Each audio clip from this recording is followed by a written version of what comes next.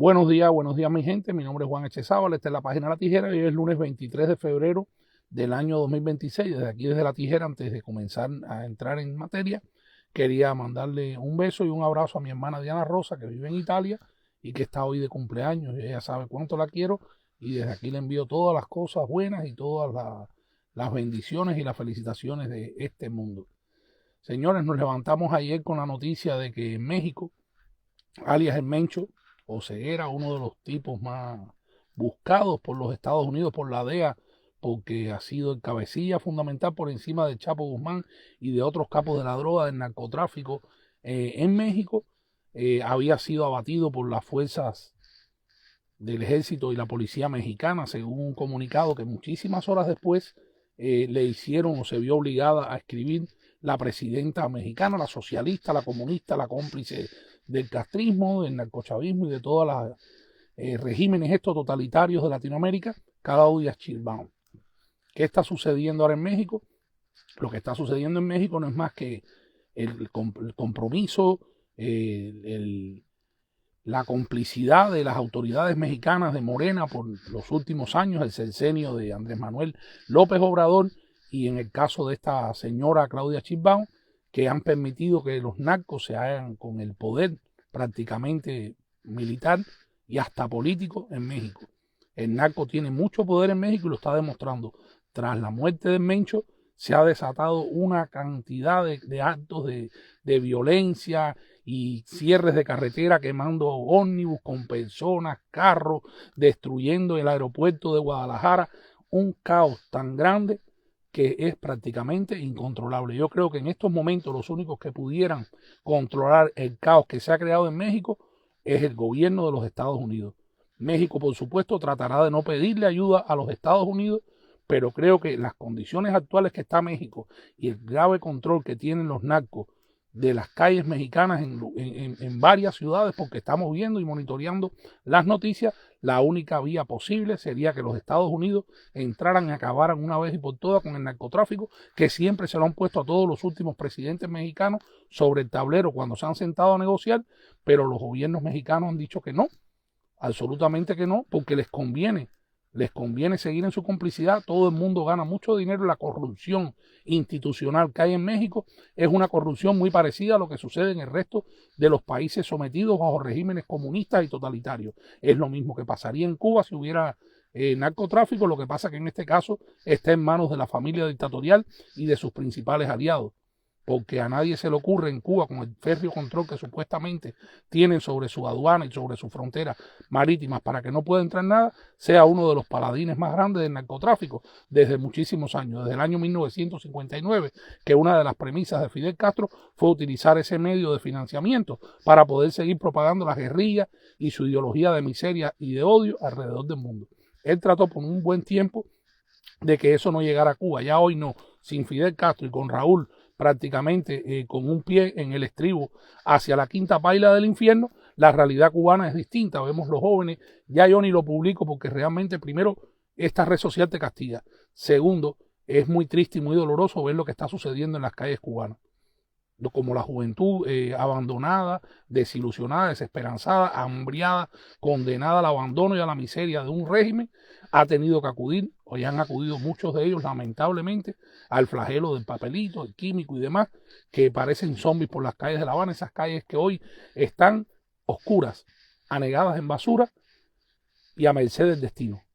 Cuba es otra de las cosas que es una tarea pendiente, que cada día que pase la situación cubana van a seguir muriendo jóvenes, niños, ancianos, personas vulnerables, porque el régimen castrista en los últimos tiempos y en su ocaso lo que ha hecho es desentenderse, desconectarse totalmente de la realidad cubana.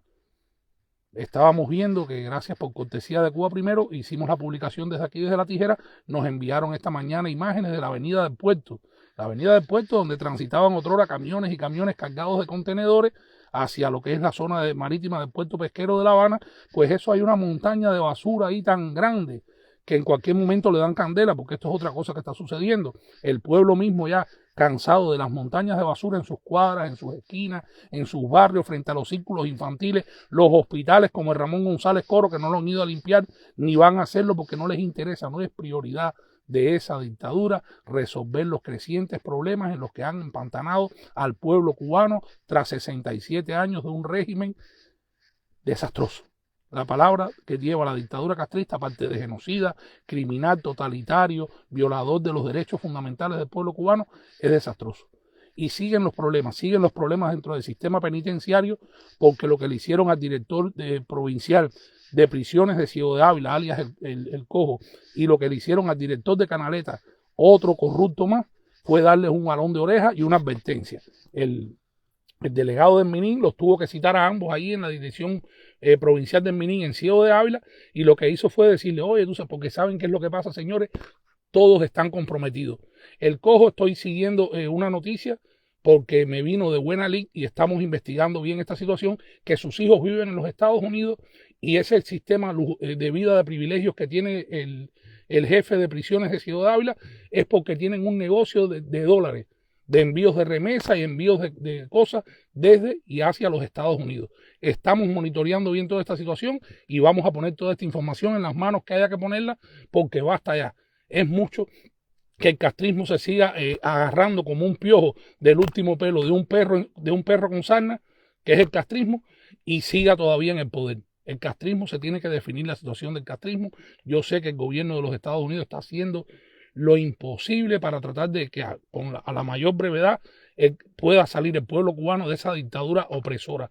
El gobierno estadounidense, señores, aunque no lo crean, tiene un compromiso muy grande con la libertad del pueblo cubano, como no lo ha tenido en muchísimos años ninguna otra administración. Creo que la última administración estadounidense que estuvo verdaderamente comprometida con el tema de la libertad de Cuba fue la administración de Reagan desde el año 2001, desde el año 81 hasta el año 89. Pero Reagan también estuvo en una cosa mayor, una causa más importante, que fue el fin del campo socialista del comunismo, y lo logró. En el año 88 caía la Unión Soviética y se acababa el comunismo como hasta hacía 67 años el mundo lo había conocido.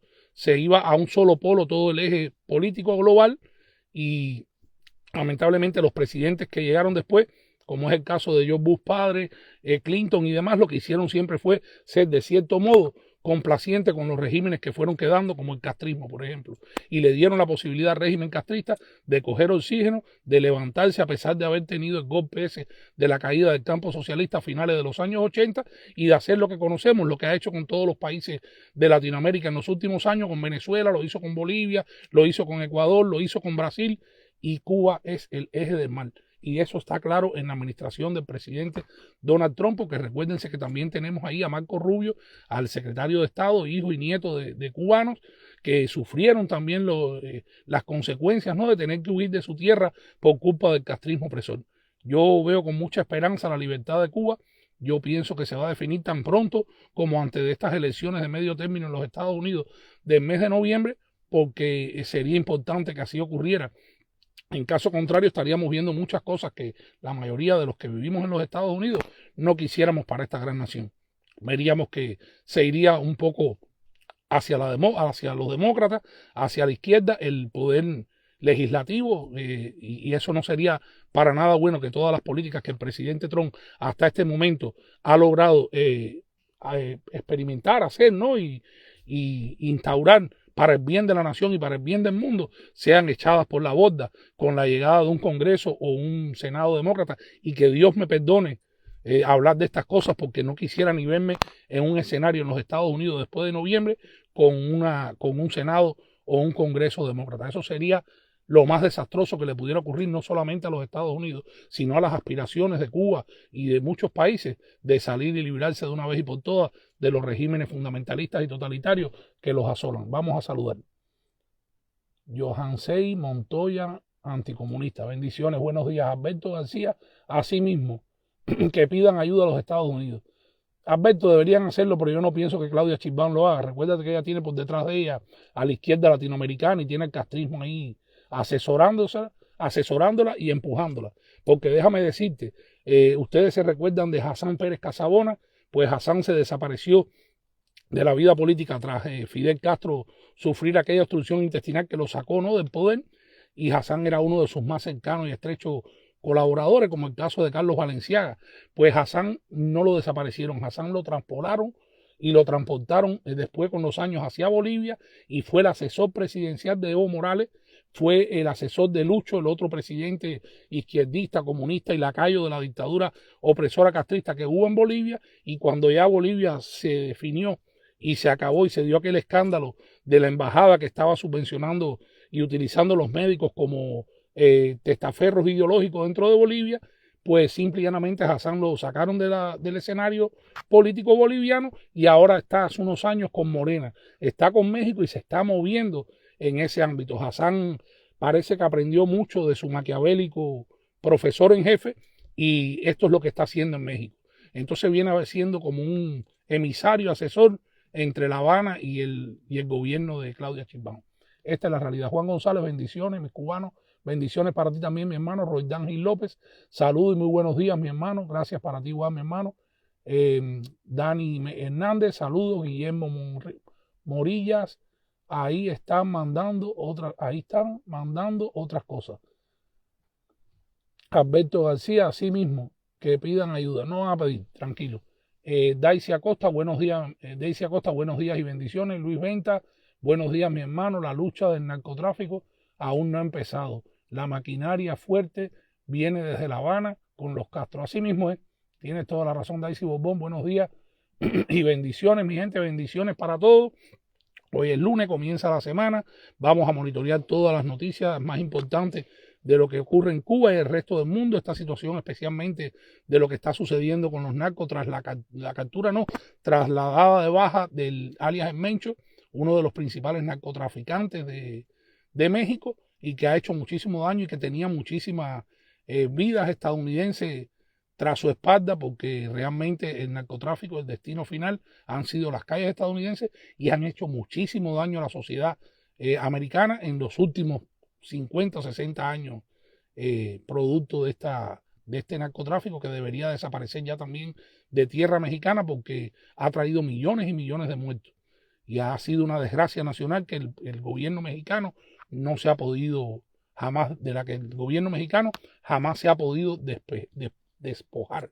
Discúlpeme, llegué en horas de la madrugada aquí a mi ciudad, a Daytona de nuevo, y increíblemente con toda la calidez del clima, pero de la gente linda con la que pude estar y convivir en los días que estuve en Miami, las ha tenido que cambiar por el frío de Daytona. He llegado a Daytona y esto está aquí con 7 grados centígrados en estos momentos, así que muchísimo frío, pero nada, aquí es donde estoy y desde aquí seguiremos también llevando la verdad de lo que acontece en Cuba y en el resto del mundo con la inmediatez y la veracidad que gracias a ustedes siempre nos ha caracterizado.